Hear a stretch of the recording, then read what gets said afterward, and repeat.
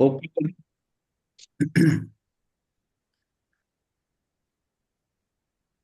12 भावना में हमारी चौथी भावना हाँ जी। अनित्य भावना जो है, पांचवी। पांचवी अनित्य भावना, अनित्य भावना जो है, इसमें हमने इसका भावना का कर लिया था, अनुशीलन रहता था। अनित्य संयोगों की अनित्यता, अशरणता एवं आसारता अनित्य भावना, शरण भावना एवं संसार भावना में वर्णित की जा चुकी है। कि संयोगों की अनित्यता, उन तीनों का ये था अर्थ कि हम संयोगों से दूर रहें, संयोगों से दूर रहें।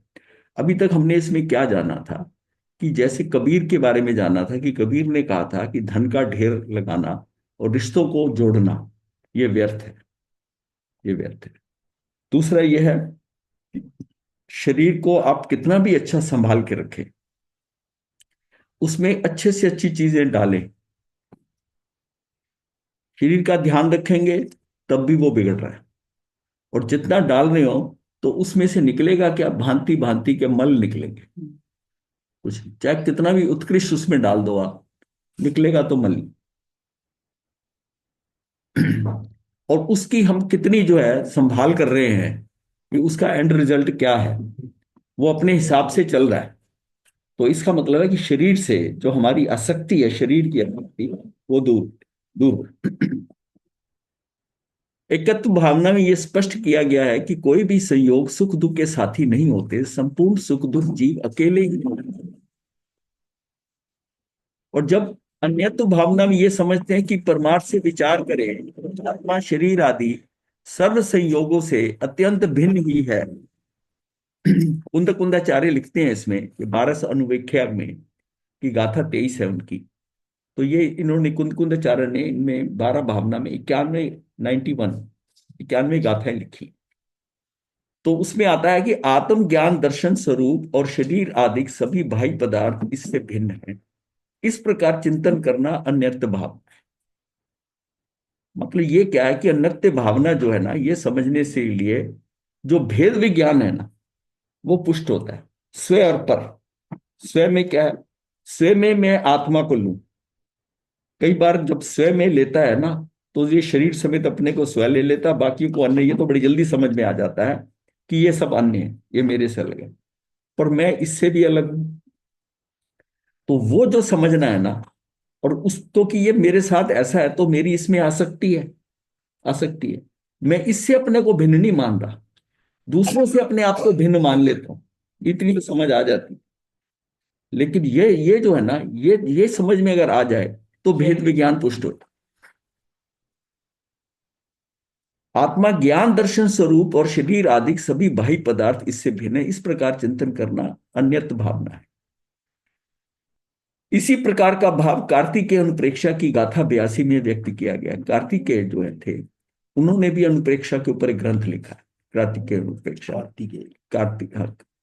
कार्तिकेय अनुप्रेक्षा का गाथा 82 में व्यक्त किया गया है, जो कि इस प्रकार है। जीव के स्वरूप से देह भिन्न है। जो जीव इस तात्विक मर्म को जानकर अपनी आत्मा का सेवन अनुभव करता है, अन्यत्व भावना उसी के लिए कार्यकारी है, अर्थात सफल है। मतलब जो इस स्वरूप को, इस देह को अपने साथ से भिन्न करता है, भिन्न, पहले तो भिन्न जानता है, भिन्न समझता है और भिन्न देखता है। भिन्न, इसका भिन्न का देखना तो उसका सम्यक दर्शन में होगा, जो कि प्रयोग से होगा, उसको तब क्लियरली होगा। पहले सिर्फ बुद्धि के स्तर पर जानता है, समझता है, लेकिन वो देखा नहीं है जब तक। और जब देख लेता है, तब उसको किसी चीज की पूछने की जरूरत नहीं होती, क्योंकि वो प्रयोग उसने देख लिया है कि कैसे वो भिन्न है। जिस आत्मा का शरीर के साथ भी एक नहीं है, मतलब एकजुटता जैसा एक नहीं है, उसकी पत्नी पुत्र और मित्र जनों के साथ एक एक कैसे हो सकता है? एक में कैसे हो सकते हैं? ठीक ही है, क्योंकि शरीर से चमड़ी दूर कर देने पर रोम छिद्र कैसे रह सकते हैं? शरीर से चमड़ी अगर दूर कर देंगे तो रोम छिद्र कैसे रह सके? कोई बाह्य शरीर आदि संसारिक पदार्थ ना तो मेरे हैं, ना मैं उनका हूं। ऐसा निश्चय करके हे भद्रजीव, तू बाह्य पदार्थ को छोड़कर मुक्ति की प्राप्ति के लिए निरंतर स्वस्थ हो, अर्थात अपनी आत्मा में ही पूर्णतः लीन रह।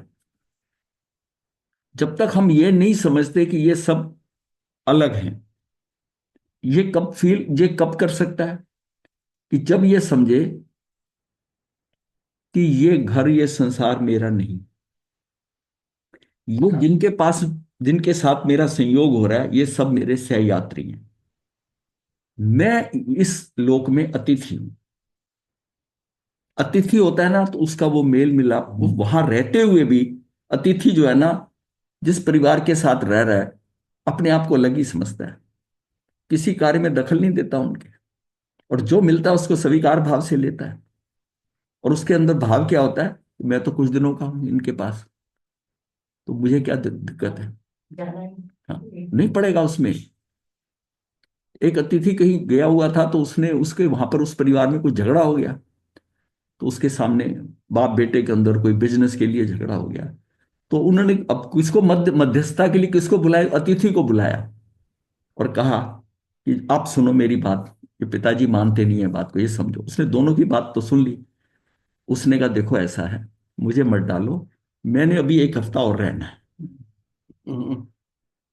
मैंने अभी यहाँ एक हफ्ता और रहना है। हाँ, मुझे अभी हफ्ता रहना ना, मुझे मत डालो, आप अपने में सेटल करो। ये बात समझ में आई कि नहीं आई? कि वो कह रहा मैं अलग हूं, मुझे इस चक्कर में मत डालो अपने उसके अंदर, मुझे तो। इसी तरह अगर हम सोचें कि यहां जो कुछ घटित हो रहा है, मैं तो थोड़े समय के लिए हूं, मुझे इसमें इन्वॉल्व नहीं होना, मुझे इससे अलग रहना। अलग समझ लिया बस, ठीक है। और फिर जो है वो सहयात्री है। कौन कब आ जाएगा, कब चला जाएगा, ये दो फंडामेंटल। तीसरा है कि यहां घर मेरा नहीं है, यहां तो मैं मेहमान हूं। मेरा घर सिद्धशिला के ऊपर है, लोक के ऊपरीतन भाग में है। वो घर है जहां से मैं कभी निकाला नहीं जाऊं। वो लीज्ड अकोमोडेशन नहीं है, वो लीज्ड अकोमोडेशन। तो ये दो घर ऐसे हैं, एक तो जहां से निकले हैं, वहां कोई रोक टोक नहीं थी, जब तक रहना चाहो रह लो। लेकिन वहां से एक बार निकल गए, वो वापस नहीं जा सकते। वो वहां अंदर एंटर करने की जगह नहीं है। और एक ऊपर घर है, जहां एक बार पहुंच गए वहां से निकल नहीं सकते।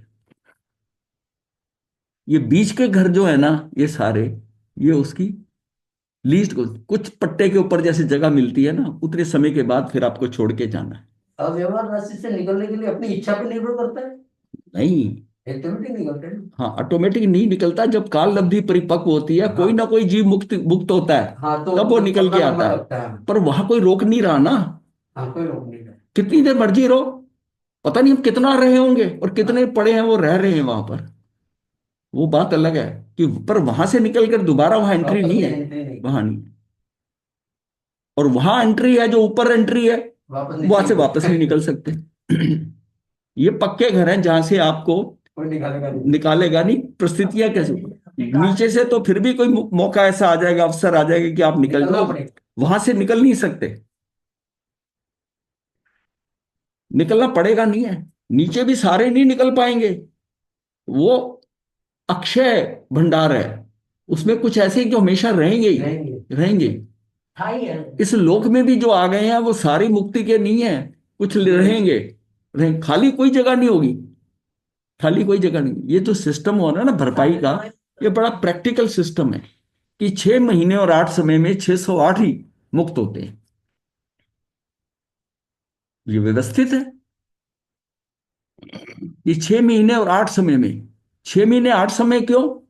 कि 6 महीने का अंतराल भी पड़ सकता है कि कोई मुक्त ना हो, लेकिन 8 समय के अंदर बाकी 608 निकल जाएंगे। निकल जाएगी। इसलिए जब तक ये समझ समझ नहीं आते ना कि ये व्यवस्था कितनी है, पुरुषार्थ है। पर यह है कि अगर पुरुषार्थ जो हो वो असीम हो, मतलब जितना मर्जी पुरुषार्थ करो, 600 क्या 700 चले जाए, 800 चले जाए, 1000 चले, नहीं। ये व्यवस्था है। तीर्थंकर 24 ही होंगे यहां पर। जहां 20 है वहां व्यवस्था है। वो 20 है तो 20 कैसे हैं?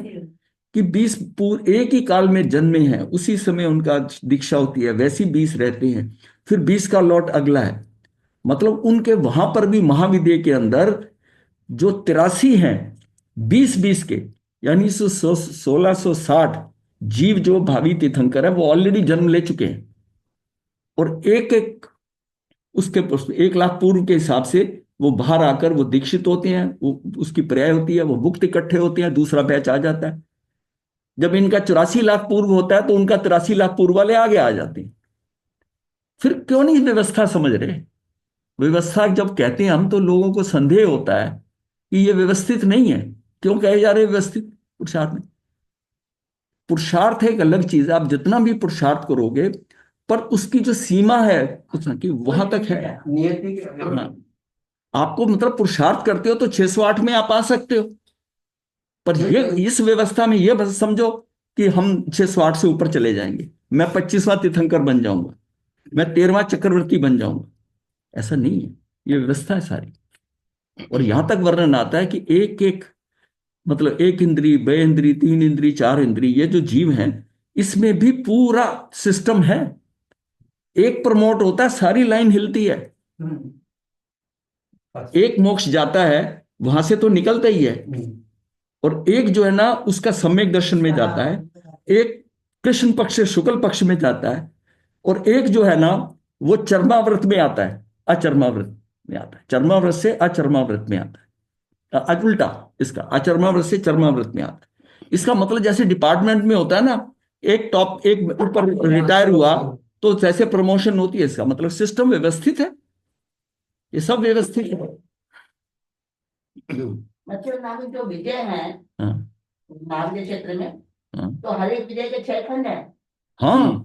और उसमें से सारे 6 के 6 खंड तो आर्य नहीं है ना नहीं हमारे क्षेत्र में। नहीं, वैसे ही है बिल्कुल यहाँ पर, कि जो पहला खंड है उसमें उसमें 2 नदियां हैं, और बीच में वेताडे, जैसे यहाँ पर्वत है वहां भी पर्वत है, नाम हर भी हर वही एक है, हर एक विजय में। नाम भी वही है। और उस नाम तो बताने के लिए, हमें बताने के लिए, समझाने के लिए। नहीं नहीं, वो जो नदियों के नाम, हाँ, नदियां के नाम वो, गंगा और सिंधु। अलग हाँ दूसरे हो गए। हाँ नाम दूसरे हैं, नाम दूसरे हैं, वो बताने के लिए हमें ये ऐसा है, जी।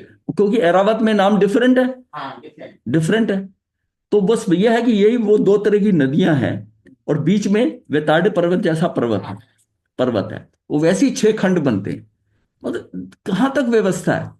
जब आप पढ़ो आगे पढ़ोगे ना तो देखोगे जो वृक्ष है ना, टोटल लोक के जो वृक्ष है वो भी व्यवस्थित हैं, वो भी व्यवस्थित हैं।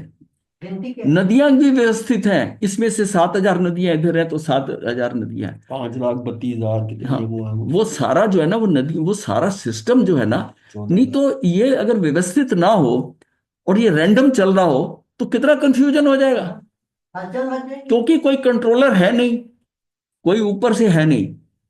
भाई बाकी और धर्मों में तो ईश्वर को मानकर कि भाई ईश्वर देखता है, वो करने वाला है, जहां ईश्वर का नहीं है फिर व्यवस्था कैसे चल रही है, और किसी के साथ अन्याय नहीं हो रहा। इसका मतलब सब कुछ सिस्टमेटिक चल रहा है, सिस्टमेटिक है। आपकी एक एक सांस जो है ना वो सिस्टम में कहाँ लेनी, कैसे होना, इतनी है।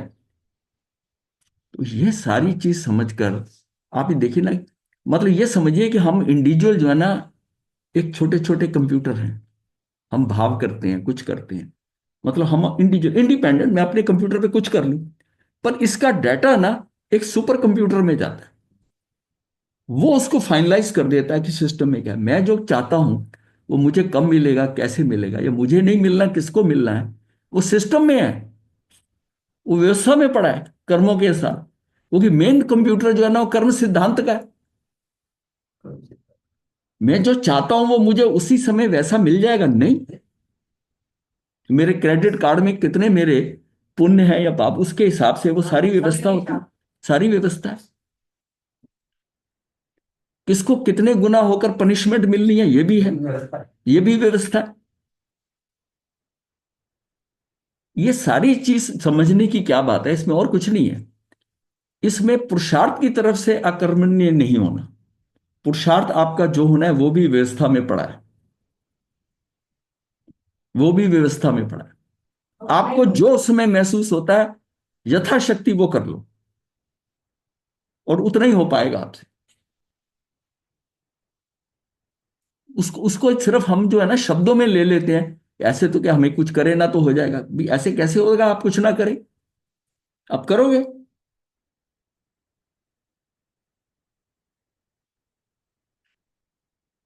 तो कोई बाह्य शरीर आदि संसारिक पदार्थ ना तो मेरे हैं ना ही मैं उनका हूं, ऐसा निश्चय करके हे भद्र जीव, तू बाह्य पदार्थ को छोड़ और मुक्ति की प्राप्ति के लिए निरंतर स्वस्थ हो, अर्थात अपनी आत्मा में ही पूर्णतः लीन रह। इस संदर्भ में आचार्य पूज्यपाद का कथन भी द्रष्टव्य है कि सर्वार्थ सिद्धि, ये करीब समझो करीब 1600 वर्ष पहले, ये जो है इनका जो आचार्य पूज्यपाद है, इन्होंने भी काफी छोटे छोटे ग्रंथ लिखे हैं और बहुत अच्छे, समाधि तंत्र इनका बहुत एक। तो सर्वार्थ सिद्धि में इन्होंने लिखा है, शरीर से अन्यत्व का चिंतन करना अन्यत्व अनुप्रेक्षा है। अनुप्रेक्षा भी कह देते हैं, भावना भी कहते हैं बार। यथा बंध के अपेक्षा अभेद होने पर भी लक्षण के भेद से मैं अन्य हूं, शरीर इंद्रिय है, मैं अतीन्द्रिय हूं। ये इंद्रियों के हिसाब से चल रहा है शरीर जो है, और मैं क्या अतीन्द्रिय हूं। आत्मा। शरीर अज्ञ है, मैं ज्ञाता हूं, मैं विज्ञ हूं। ये शरीर अज्ञ है, ये अज्ञानता इसमें है, और मैं ज्ञान जानकार हूं। शरीर अनित्य है, मैं नित्य हूं। शरीर आदि अंत वाला है, जबकि मैं अनाद्य अंत हूं। मतलब ये मैं अनादि से अंत तक हूं। संसार में परिभ्रमण करते हुए मेरे लाखों शरीर अतीत में हो गए, मैं उससे भिन्न ही हूं। इस प्रकार शरीर से भी जब मैं अन्य हूं, तब हे वत्स, मैं बाह्य पदार्थों से भिन्न हूं, तो इसमें क्या आश्चर्य है। इस प्रकार मन को समाधान युक्त करने वाले को इस शरीर आदि में स्प्रिया उत्पन्न नहीं होती, निष्प्रिय हो जाता है, उसको नहीं होगी, उसके मन में समाधान हो गया, सारा समझ आ गई, ये सारा कुछ व्यवस्थित है, जैसा हो रहा है मेरे साथ कैसा हो रहा है, कोई दोषी नहीं है। सिस्टम जब तेरे कर्मों के अनुसार चल रहा है तो अपने को ही दोषी मानना। जब तेरे कर्मों के अनुसार तुझे फल मिल रहा है, जब तूने जैसे कर्म किए थे वैसे फल मिल रहे हैं। अब पीछे का तुझे याद नहीं, तूने क्या मांगा वही मिल रहा है, वही मिल रहा है। और इससे तत्व ज्ञान की भावना पूर्वक वैराग्य का प्रकर्ष होने पर अत्यांतिक मोक्ष शोक की प्राप्ति होती है। मतलब वैराग्य का प्रकर्ष होता है, अतिरेक आता, मतलब ये होता है वैराग्य का, ये होता है कि संसार, वैराग्य क्या है कि हम जहां अटके हुए हैं वो सब छूट जाए। जिस समय आप अपनी आत्मा को और अपने कल्याण का ही सोचते हैं, जब तक आपको कल्याण दूसरों का नजर आ रहा है, आप छूट नहीं सकते। आप छूट नहीं सकते कि मुझे इसका ऐसा करना है, इस बेटे को, इसको इंजीनियर बनाना है, इसको डॉक्टर बनाना है, इसको पढ़ाना है, इसको है परिवार का एक घर बनाना है, ये करना है। वो पर का जब तक चलता रहेगा, वैराग्य शब्दों में वैराग्य की बातें करेगा, लेकिन वैराग्य होगा नहीं, होगा नहीं। वैराग्य तब है कि जब आप उधर दिखने ही आपको बंद हो जाए और ये समझ में आ जाए कि जो इनके कर्मों में है, मैं इनका कुछ कर नहीं सकता, और इनका जो होना है वो स्वतः ही होना है। दृष्टि परिवर्तन होने की दृष्टि परिवर्तन है कि माध्यम जो है ना, मैं अपने आप को समझ रहा हूं कि मैं माध्यम, अगर मैं यहां से हट जाऊंगा तो माध्यम कोई और होगा या खुद करेंगे। तो यहां ये जो अटकाव है ना, ये सबसे बड़ा है कि ये हमारा मोह है। अच्छा, खेल सारा 8 कर्मों में मोह कर रहा है। वो कर्म भी बांध रहा है तो मोहनी कर्म के उदय में बांध रहा है, बाकी कर्म तो नहीं है। बाकी कर्म तो इस मोह के कारण फंसते हैं। मोहनी कर्म के कारण जो कर्म आते हैं वो बाकी को भी झेलने पड़ते हैं, बाकी कर्मों को भी उसके अनुसार वो भी झेलते हैं। कर्म तो कर्म बांधने वाला यही है। मॉर्निंग का अच्छा, और हम इससे इतना परास्त हो गए कि हम ये सोचते हैं कि नहीं, ये तो नहीं छोड़ सकते। अब जो श्रावक वगैरह बात करते हैं कि महाराज घर नहीं छोड़ा जा सकता, घर कैसे छोड़ दे, मैं कहा भाई ठीक है, घर नहीं छोड़ना मतलब संसार नहीं छोड़ना, संसार नहीं छोड़ना। और अगर मुक्ति का भाव आ जाए और ये समझ में आ जाए कि इनका मैं करने वाला कोई नहीं हूं, जो इनके कर्मों के अनुसार होना है ये इनका हो जाएगा। तो ये हमारी सोच है ना। हमने देखा कि ऐसा परिवार जिसमें कि पिता ही कमाने वाला, सब करने वाला, और वो ये कहे कि भाई मैं बीमार हो गया, अब इनका क्या होगा, कैसा होगा, वो ऐसा कर रहा। और उसके एक आध साल में मृत्यु हो गई, और बाद में बच्चों ने ऐसे काम किए कि आदमी सोच नहीं सकता। जिसको ये घर चलाना कहते थे, वो तो घर को उठा के ले गए ऊपर, इतनी स्पीड पे काम किया उन्होंने। होता है। वो ऐसे केसेस हैं, डूबने वाले भी हैं, ऐसा नहीं, दोनों तरह के हैं, पर जिन्होंने पुरुषार्थ किया उनके ऊपर ड्यूटी डाली गई। उनको लगा कि अब हमारा तो कोई है नहीं, हमें ही करना है जो करना है। वो उस निर्भरता जो है ना, वो उनके पिता से निर्भरता हटी और सबने मेहनत करी। वो कहा कि कहां पहुंच गए। इसलिए ये तो सारा व्यवस्थित है ना। गुरुदेव हमारे उदय मुनि जी, तो इनका क्या था, माता पिता कोई 8 महीने या सवा साल का, सवा साल या 1.5 साल में थे, दोनों माता पिता चले गए। बड़ी बहन ने पाला था। और कहाँ जाकर हुए कि एलएलएम करके डीन बने। मतलब उदय मुनि जी ने कोर्ट के बाहर बैठकर लोगों के टाइप किए एफिडेविट। एफिडेविट, और इतने मशहूर थे कि इनके एफिडेविट टाइप किए में गलती नहीं निकलती, कोई फ्लूड लगाना नहीं पड़ता, कुछ नहीं होता। मतलब इस ढंग से पूरा जैसे टेक्स्ट होता था पूरा का पूरा वैसे टाइप हो जाता, विदाउट एनी मिस्टेक। इसलिए सब लोग जब वेट करते थे लाइन इन्हीं के पास लगा के कि हमारा इसके बाद हमारा टाइप करते।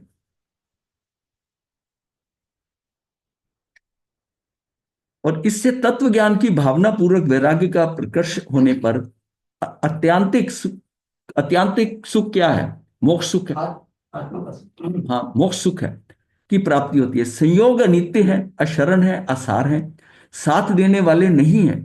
इस तथ्य से अनित्य आदि भावनाओं के चिंतन से भली भांति परिचित हो जाने पर अज्ञानी को अज्ञानवश एवं ज्ञानी को भी कदाचित रागवश थोड़े बहुत इस प्रकार के विकल्प बने ही रहते। ये दोनों बातें कही गई। जिसको ज्ञानी, ज्ञानी मतलब यहां पर सम्यक ज्ञान, जिसको सम्यक, उसको भी कदाचित रागवश तो होगी, कोई उसकी भी तो चौकड़ियां तो उसकी भी पड़ी हैं। और अज्ञानी को तो ज्ञानवश होता ही है। तो ऐसे विकल्प बने ही रहते हैं उसको। और अनित्य की अनित्य सही है, अशरण सही है, आसार सही है, साथी ना सही है, पर शरीर आदि संयोगी पदार्थ हैं तो अपने ही निश्चय से ना सही, पर व्यवहार से तो अपने हैं ही। मतलब ये सारे ना साथी ना सही, मतलब ये ना सही, पर शरीर संयोगी पदार्थ है। मतलब ये हमारे चलो सही नहीं है, अनित्य सही है, अशरण सही है, सब है, पर शरीर आदि संयोगी पदार्थ तो अपने ही निश्चय से ना सही, पर व्यवहार से तो अपने हैं ही। जिन वाणी में भी तो व्यवहार में उन्हें अपना कहा है। व्यवहार के बल से उत्पन्न इस प्रकार के विकल्प तरंगों के शमन के लिए संयोगी पर पदार्थों से निज परमात्म तत्व की परमार्थिक अत्यंत भिन्नता का अनेक प्रकार से किया गया चिंतन ही अन्यत्र भाव है। इसको दोबारा बताते हैं। रीजन पता क्या है कि वो जो है ना, जो जो बताया जाता है, अब ये बड़ा एक, जब शुरू में जब पढ़ते थे तो जो चीजें बताई जाती थी, थोड़ी देर बाद ना लगता था कि इसको ही कॉन्ट्रडिक्ट हो कर रहे हैं। जब आप आगे पढ़ते हो, आगे जाते हो ना, तो निश्चय का, यहां तक मैं कहता हूं कि श्वेतांबर ग्रंथों को पढ़ने के बाद में जब दिगंबर ग्रंथों में जाते हो, जिसमें मेन लक्ष्य निश्चय है, निश्चय से है, तो बड़ा झमेला लगता है कि ये हमारे यहाँ तो ऐसा है, ये तो ऐसा है। हमारे यहाँ लक्ष्य, लक्ष्य में है निश्चय, पर व्याख्या सारी व्यवहार से की, व्यवहार से। व्यवहार से की है। वो व्यवहार से जब की है तो लक्ष्य होना चाहिए। लेकिन हम जब पढ़ते हैं या हमें समझाया जाता है तो व्यवहार इतना समझा दिया जाता है, व्यवहार से निश्चय भूल जाते हैं। निश्चय भूल जाते हैं कि निश्चय क्या है। और निश्चय की चीज छूट जाती है हमसे, निश्चय छूट जाती है। इसलिए तो धर्म ध्यान में अटक गए। हाँ, अटक गया। व्यवहार में तो देखा ऐसा है कि व्यवहार ने तो भक्ति को भी आउटराइट रिजेक्ट नहीं किया कि भक्ति भी है। और जब निश्चय में आते हैं तो उसमें है कि कोई तेरा कल्याण नहीं कर सकता, तेरा कल्याण तेरी आत्मा ही करेगी, तेरा मोक्ष तेरी आत्मा में पड़ा है, कोई दूसरा तुझे वहां नहीं बिठा सकता, तुझे वहां जाना है। तीर्थंकर के समोसरण के अंदर भी तीर्थंकर तेरा कुछ नहीं कर सकते। उनको देखकर तू अपने अंदर चला गया तो तेरा कल्याण हो गया। और उसमें उससे व्यवहार में क्या लगता है कि भगवान के यहां पर मैं समोसरण में आया, मुझे सम्यक दर्शन हुआ, मुझे ऐसा ज्ञान हुआ। पर ये नहीं पता वो क्यों हुआ, कैसे हुआ, वो उसकी समझ नहीं आता, अपने पुरुषार्थ से हुआ।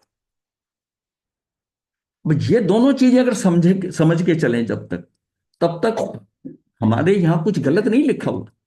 व्यवहार के साथ साथ निश्चय बताने के लिए मतलब कितना समझाया गया कि चार घाती कर्म का क्षय होगा तो केवल ज्ञान। अब यही बोलते आए हैं अब तक। यही जानते हैं। क्या आप समझिए कि ये कर्मों के साथ इसका केवल ज्ञान का संबंध है? क्या ये पौद्गलिक कर्म जो है ये खत्म होंगे, मैं करूंगा तब केवल ज्ञान हो जाएगा? केवल ज्ञान आपकी पर्याय में पढ़ा, काल लब्धि में पढ़ा, केवल ज्ञान होगा जब केवल ज्ञान हो रहा है तो वो चार भी खत्म हो रहे हैं। ऑटोमेटिक खत्म हो गई। हाँ, वो ऑटोमेटिक खत्म होंगे। मतलब उस बात को ऐसे नहीं समझना। और हम क्या से कहते हैं कि चारों का घाती कर्मों को, यानी ज्ञानावरणी, दर्शनावरणी, मोहनी और अंतराय, ट्राई करो। ये चार कर्म जो है ये क्षय होंगे तो केवल ज्ञान केवल हो। ज्ञान। ऐसा नहीं है। क्या उस कर्मों के साथ इतना बंधा, कर्मों का इतना कंट्रोल है आपके केवल ज्ञान पे? नहीं है। इतना कंट्रोल होता तो फिर अर्जुन बोले हाँ, के 6 महीने में होता ही नहीं। होता ही नहीं, होता ही नहीं, नहीं होता। नहीं होता। ये बात जो है ना, जब ये बात समझ में आने लगती है, अब जाना ये था पर ये बताना भी जरूरी था। अब देखो, व्यवहार को भी समझना है, व्यवहार जो बताया गया व्यवहार भी समझना है, और अंत में समझना है, ये भी साथ में रखना है कि कर्म मेरी आत्मा में कुछ कर नहीं सकता, इसका कोई संबंध नहीं है। और जिसमें मेरी वो स्थिति होगी, वो स्थिति आएगी, तो ये भी साथ निपट जाएंगे।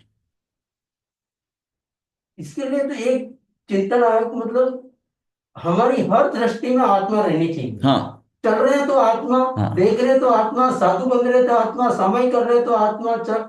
कुछ भी खा रहे तो आत्मा, हर चीज में आत्मा, सामने भी आत्मा, सब ये आत्मा। कहने में आ जाती है, हाँ। उसमें उसने रुकने में कहा, रुकने में नहीं, कहने में आती है। छूटेगी लेकिन प्रयत्न तो करना पड़ेगा, पुरुषार्थ तो उसमें हो सकता है। शाब्दिक अलग है, शाब्दिक अलग है।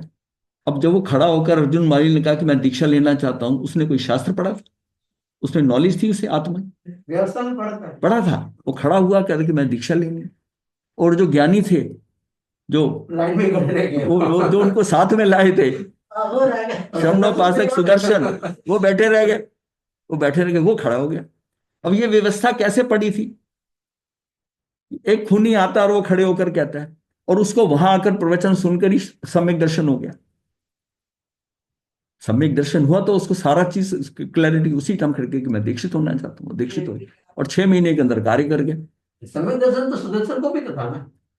सुदर्शन को था, लेकिन वो उसको ये शायक सम्यकदर्शी जीव हो गया ये उसी हाँ। समय, उसी समय हो गया। ये तो मुक्त मोक्ष प्राप्त कर गया, हम और उसको अभी करना है, करना है। उसको करना है अभी। ये देखिए ना, ये व्यवस्था में पड़ा है। व्यवस्था। चेला मुक्त होगी, और वो जो है इससे पहले तीर्थंकर बनकर चला जाएगा, शिरानिक राजा। तो यही उसको कहते थे, चल महावीर के पास चल। और उसमें देखो, हमें कैसा लगता है ना कि ये कितनी ज्ञानवान है, और ये कैसा है, सारे कुकर्म करता है। वो कैसे पलटी करते हैं कुकर्म, कैसे बदलते हैं, ये भी व्यवस्था में पड़ा है। नाथी मुनि को कोई और जगह नहीं मिली थी, वो वहीं आ गया उसके शिकार करने वाली जगह पर। जैसे इसमें गुरुदेव फरमाते हैं, आचार्य श्री फरमाते हैं, किसी भी जीव की असाधना मत, कितना भी वो पापी है, हाँ, उसका भी असाधना मत करें। इसी चिंतन के बल से व्यवहार पक्ष शिथिल होता है और परमार्थिक निश्चय पक्ष प्रबल होता है। प्रति समय वृद्धिंगत होकर व्यवहार की निर्बलता और परमार्थ की प्रबलता ही निर्जरा है। व्यवहार जितना निर्बल होता जाएगा, परमार्थ का मतलब ये निश्चय ले लो, वो व्यवहार उधर है। परमार्थ की प्रबलता ही निर्जरा है, जो मुक्ति का साक्षात कारण है। विराट अपने आप ही छूटता जैसे है। जैसे प्रकाश आता जाएगा, अंधेरा दूर होता दूर जाएगा, होता है। बुलाना नहीं पड़ता। जैसे ही केवल ज्ञान का प्रकाश हुआ, कर्म गए, साथ साथ प्रोसेस साथ ही चल रहा है। आपकी वो जो 48 मिनट का प्रोसेस है अंदर रहने का आत्मा का, उसी दौरान सारा काम कर्मों पे भी हो रहा है। वो उसकी अपनी फील्ड है, इसकी अपनी फील्ड है, अपनी फील्ड है। वो सारे के कर्म जो है 48 मिनट के अंदर भस्मीभूत हो गए। उसकी मात्रा का कोई क्वेश्चन नहीं, कर्म कितने थे। इसका मतलब वो रसायन आना ना, अर्जुन माली का कितना भी कर्मों का ढेर था, वो 48 मिनट की साधना के अंदर वो सारा भस्मीभूत भस्म होना ही है। भस्म होने ही। क्योंकि इस परिभाषा के अंदर ये नहीं लिखा कि इतने कर्मों वाला इतने में जाएगा, इतने वाला इतने में जाएगा। उसका पूरा रसायन ही ऐसा तैयार हो जाएगा। अब लोगों ये जो क्वेश्चन आता था कि 1141 को मारने वाला 6 महीने में मुक्त हो गया, कैसे हो गया? फिर उसके ऊपर है यक्ष ने क्या, मतलब ऐसी बात थी, वो नहीं समझ में था कि 48 मिनट की साधना में ऐसा शरीर में रसायन पैदा हो जाता है कि उसमें यह नहीं है कि कर्म इतने हैं कि इतने हैं, जो भी है सब धुल जाए, सब खत्म, भस्मीभूत। तो फिर उसके अगर कर्म ज्यादा भी थे तो भस्मीभूत कर दिए ना उसमें। जितने सहने थे वो सह भी है, 6 महीने भी लोगों ने उसको टांग के रखा है। बिल्कुल। हाँ। वो भी पक्का रहा। हाँ, ये उसका पुरुषार्थ था कि वहीं रहा। वो भी वहां से भाग सकता था, चला जाता तो मुक्ति कहां निकल चली, फिर तो पता नहीं कितने जन्म लेने होते। उसको तो कहा कि यही मौका है, इन्हीं का ही मैंने नुकसान किया, इन्हीं यहीं पर प्रायश्चित करना है, यही प्रायश्चित करना यही बातें यही तो है। है। आत्मा और शरीर आदि संयोगों से परस्पर भिन्नता और अभिन्नता की वास्तविक स्थिति क्या है, इस बात को मतलब सह उदाहरण जो है चित्रण करते हुए पंडित दौलत राम जी छह डाला की पंचम ढाल के 7वें छंद में लिखते हैं कि यद्यपि आत्मा और शरीर पानी और दूध की भांति मिले हुए हैं तथापि वह अभिन्न नहीं है, पूर्णतः भिन्न भिन्न ही है। लगता है हमको कि ये एक में एक है, ये जैसे वो अग्नि लोहे का गोला है, उसमें अग्नि चली गई और लाल हो गया तो हम सोचे अग्नि सारी इसमें चली गई, पर वो अलग है। अग्नि हटाओ वो वैसा लोहे का लोहा वैसा हो जाएगा। जब एक क्षेत्र अवगाही शरीर भी जीव से भिन्न है तो अन्य क्षेत्रों में पड़े पदार्थ जीव के कैसे हो सकते हैं। जिसके साथ एक मेघ नजर आ रहा हूं, जब वो भी भिन्न है तो जो दूर दूर पड़े हुए हैं कि ये माता है, ये पत्नी है, ये पुत्र है, वो कैसे होंगे अपने। क्या मतलब ये जीव जिससे भिन्न है तो अन्य क्षेत्रों में पड़े पदार्थ जीव के कैसे हो सकते हैं। यहां एक प्रश्न संभव है कि जब अन्यत्व भावना में शरीर आदि संयोगों से जीव को अत्यंत भिन्न बताना ही अभीष्ट है, तो फिर यहां यह कहने से क्या साध्य है कि जीव और शरीर एक ही हैं। भाई जब कहते हैं जीव और शरीर एक एक है, जैसे उसको बताना अलग है, जैसे दूध और पानी की एग्जांपल लिए कि उसको मिलाकर हमने कहा कि ये ऐसा हो गया और फिर बता रहे कि ये भिन्न भिन्न है। ये समझाने के लिए ये समझाने के लिए एक, क्योंकि इसे शरीर सहित जीव तो सर्वत्र दिखाई देते हैं, पर देह से भिन्न आत्मा कभी हमें दिखाई नहीं देती। वो दिखाई जो दे रहे हैं वो कौन के शरीर सहित जीव दिखाई नहीं देती, तथा जिनवानी में भी व्यवहारने से जीव और शरीर को एक कहा गया है। एक भी कहा है, भगवान ने भी एक जगह आत्मा को पौद्गलिक कहा है। हाँ, पौद्गलिक कहा है। तभी तो श्रेयन जीव नाम की जीव हाँ शब्द है। हाँ, पौद्गलिक कहा है। तो ये आप ये समझिए ना कि देह से भिन्न आत्मा कभी हमें दिखाई तो देती नहीं। अब जब हमने ये बात कर दी कि जितना दृश्यमान है ये सारा पौद्गलिक और जीव ने बनाया, ये जब हम परिग्रह की बात कर रहे थे, ये इंपॉर्टेंट पॉइंट समझने का है कि जितना समान दिखाई दे रहा है ये क्या है, जितना दृश्यमान है, जितना ये रंगीन दुनिया सामने नजर आ रही है आंखों को, ये सारे क्या हैं, जीव के कलेवर हैं। कभी इस बारे में ऐसे इस दृष्टि से सोचो, ये जीव के कलेवर है। जीव जहां जहां गया वहां से उसने शरीर छोड़ा या उसको निकाल दिया गया तो ये लोहा बन गया, खान में से निकला, खनिज निकले, सोना है, ये डायमंड है, कोयला है, ये सारे क्या है, बाहर लकड़ी है, फर्नीचर है, ये मार्बल है, ये घर बना हुआ है, सीमेंट है, कहां से आया, पृथ्वी काय के जीव सारे। ये जीव वो है जहां जीव गया, जीव जहां गया वही शरीर बने ना। नहीं तो वो पुद्गल पड़े थे अलग। पुद्गलों को वो शक्ल किसने दी, भांति भांति की शक्ल किसने दी, कि जैसा जैसा जीव वहां गया। जीव के वो पृथ्वी काय की गति में गया तो वो पृथ्वी की वो चीजें बना दी, वो खनिज बना दिए, वो सब बना दिए। जहां जहां जीव गया, वनस्पति में गया वो वनस्पति कर दिया। अब वही लकड़ी आ रही है काम, वही फर्नीचर आ रहा है, वही है। तो जब घर में आप बैठे देख रहे हो कि मेरा ये फर्नीचर, आपको लगता है बहुत पुराना हो गया। अब आजकल के जो बच्चे हैं वो कहते हैं ना ये पुराना हो गया, ये नहीं पता ये जीवों का शरीर है। अब तू नए जीवों का नए कलेवर लाए। तो ये सारी प्रॉब्लम जो होती है ना, ये क्या है हमें, कि हम उसको उन उन कलेवरों को प्राप्त करके उनका ढेर लगा के घर में हम कितना खुश होते हैं, मेरे पास क्या नहीं। एक बहन जो है वो भी डायमंड पहनकर, सोना पहनकर, अगर उसको ये कहा जाए ये पृथ्वी काय के कलेवर हैं जो तूने पहन रखे, ये कलेवर है। ये कपड़ा क्या है, ये भी कलेवर है।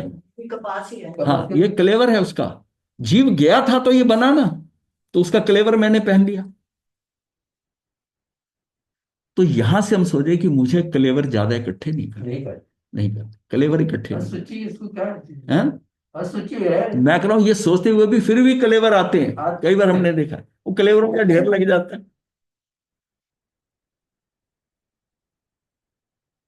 पर देह से भिन्न आत्मा कभी हमें दिखाई नहीं देती। जिनवाणी में भी व्यवहार ने से जीव और शरीर को एक कहा गया है। समय सार की 27वीं गाथा में स्पष्ट लिखा है कि व्यवहार ने से जीव और शरीर एक ही हैं। पर साथ साथ यह भी लिखा है कि निश्चय ने से जीव और देह कदापि एक नहीं हो सकते, वो दोनों द्रव्य अलग है।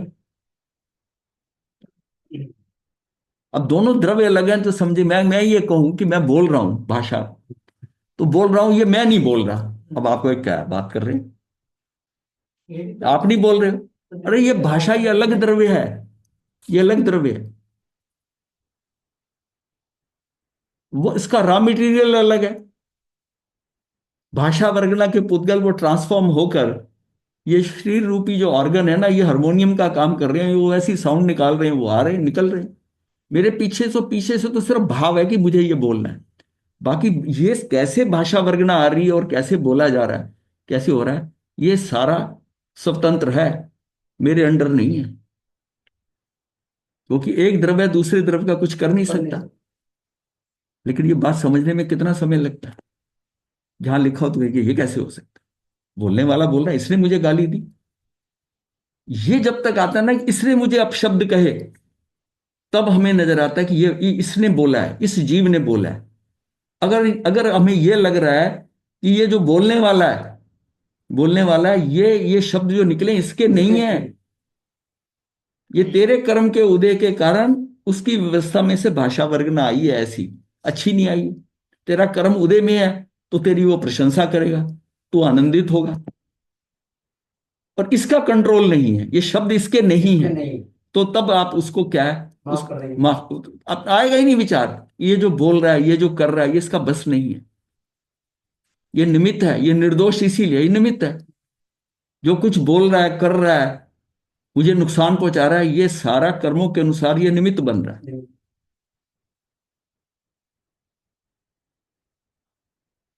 जब जिनवानी में व्यवहार से ही सही जीव और शरीर को एक कहा गया तो उसे वैसे ही तो नहीं उड़ाया जा सकता।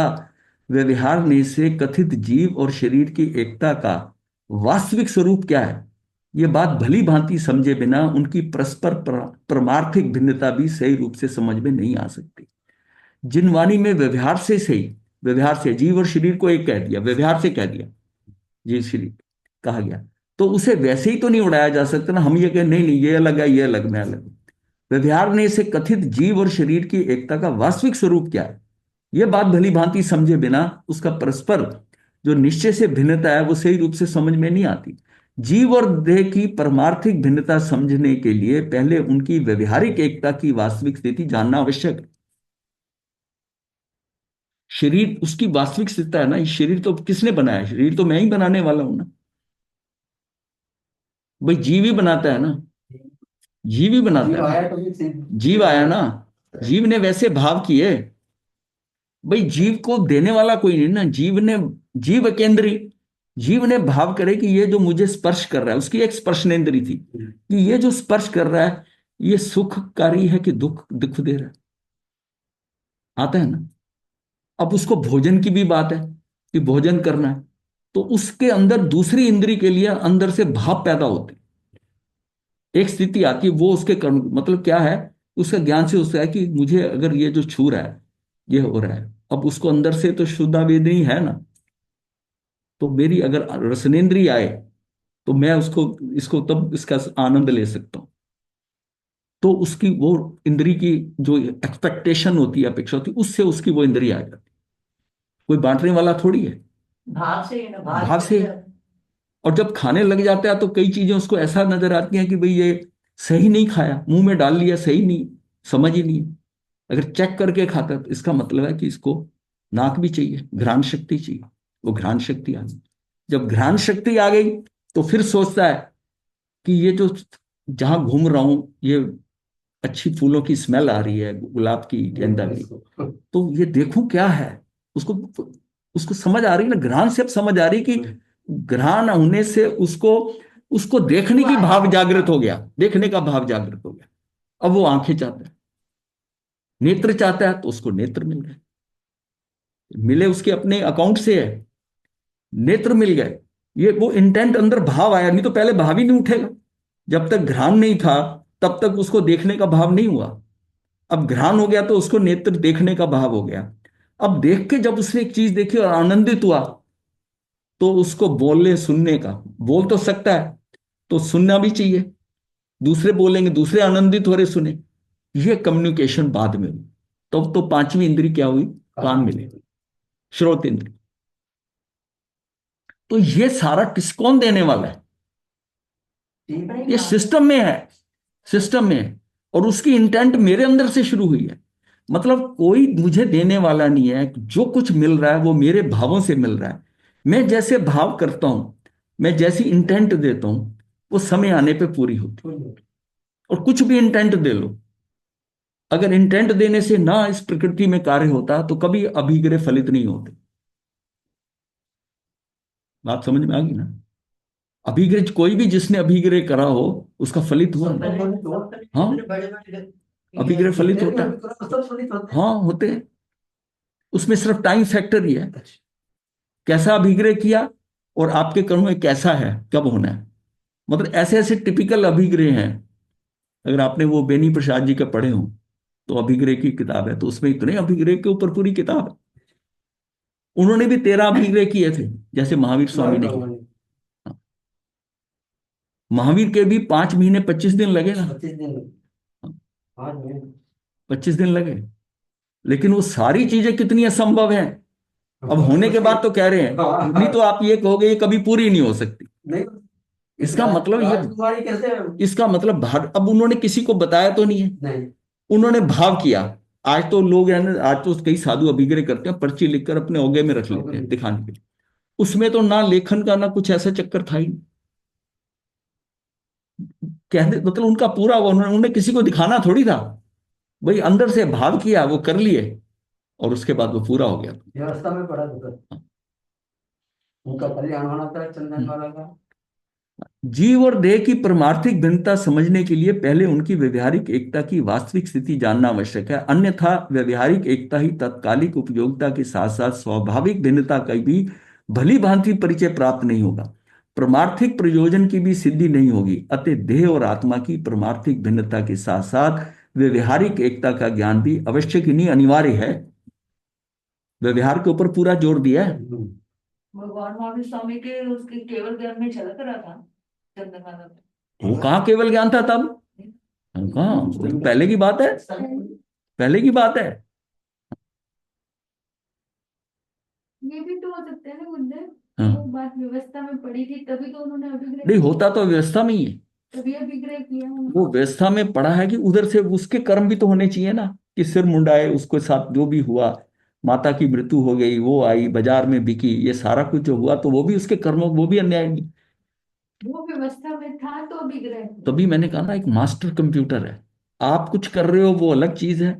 व्यवस्था में क्या पड़ा, क्योंकि रीजन है कि हम आज जो हमें मिल रहा है, ये आज क्या हमारे नहीं है, ये हमने कुछ मांगा हुआ है पीछे। तभी कहना मांग मत करो, जिस दिन मांगे खत्म हो जाएंगी समझो मोक्ष की तैयारी हो।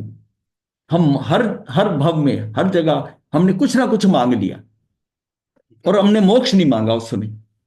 हमने जो भी मांगा वो समय अनुसार मिला। अगर सुकमालिका ने 5 व्यक्तियों को ये भाव करा कि मेरी तो शादी 1 से 2 बार हुई लेकिन एक भी नहीं रहा, तो इस स्त्री के साथ 5 पुरुष है, ये इंटेंट देके निदान करा है।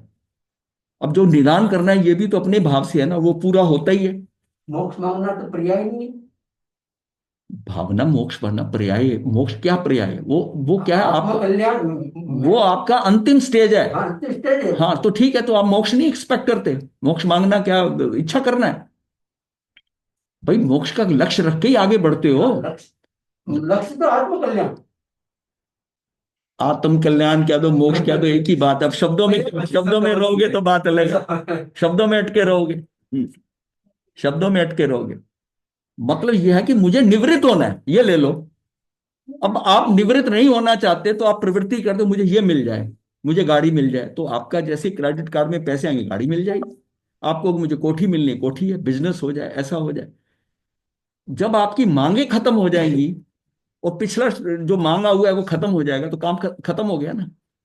इसका मतलब है इच्छाएं खत्म हो जाएंगी। मोक्ष क्या है? मोक्ष ये है कि अगर किसी की जो है सांसें खत्म हो जाए और इच्छा रह जाए तो संसार है। इच्छाएं खत्म हो गई और सांसें रह गई तो मोक्ष है। अच्छा। चल चल हो गया, हो गया। रोजी की तरह।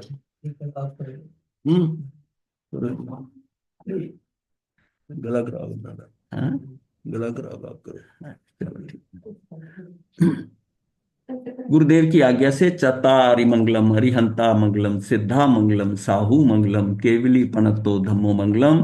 चतारि लुगुत्मा अरिहंता लुगुत्मा सिद्धा लुगुत्मा साहू लुगुत्मा केवली पनतो धम्मो लुगुत्मो। चत्तारि शरणम पवज्जामि अरिहंते शरणम पवज्जामि सिद्धे शरणम पवज्जामि साहू शरणम पवज्जामि केवली पनतम धम्मम शरणम पवज्जामि। ये चार शरणें दुख हरने और न शरणा कोई, जो भव प्राणी करे आचरण उसका अजर। मथे वंदामी मथे वंदामी मथेन वंदामी मथेन वंदामी मथेन वंदामी गुरुदेव मथेन वंदामी गुरुदेव मथेन वंदामी मरसा हाँ जी, हाँ सुख जी, सदा में। गुरुदेव पोषण हाँ जी, धारणा प्रमाणित बोस